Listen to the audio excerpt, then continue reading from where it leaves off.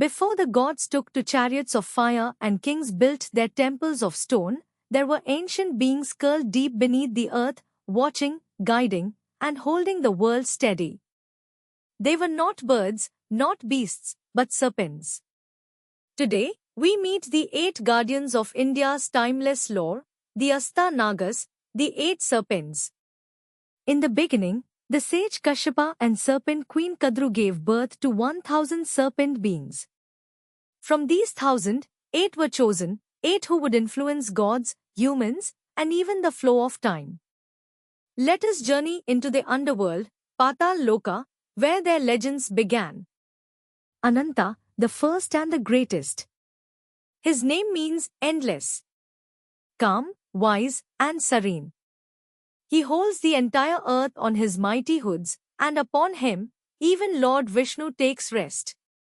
Ananta was reborn as Lakshman and later as Balram, ever by the side of the Lord, serving, protecting, guiding. Then came Vasuki, the shining serpent of devotion. Called around Shiva like a celestial jewel, Vasuki is fire without fury, strength without pride. It was he who allowed himself to be used as the churning rope during the Samudra Manthan, helping gods and demons find the nectar of immortality. Takshaka, the king of serpents, fierce but just. It was Takshaka who struck down King Parikshit, and in doing so, changed the course of the Mahabharat's history. He reminds us that nature is not vengeful, but corrective. Karkotak, the serpent of hidden wisdom. He once cursed King Nala, not to punish him, but to save him. In his venom was protection. In his bite, a blessing. Shankha, gentle but powerful. The serpent whose name means conch, fierce in form but peaceful in heart. He accompanied Lord Balram on his soul's final journey. Padma, smiling like the lotus, serpent of the northwest.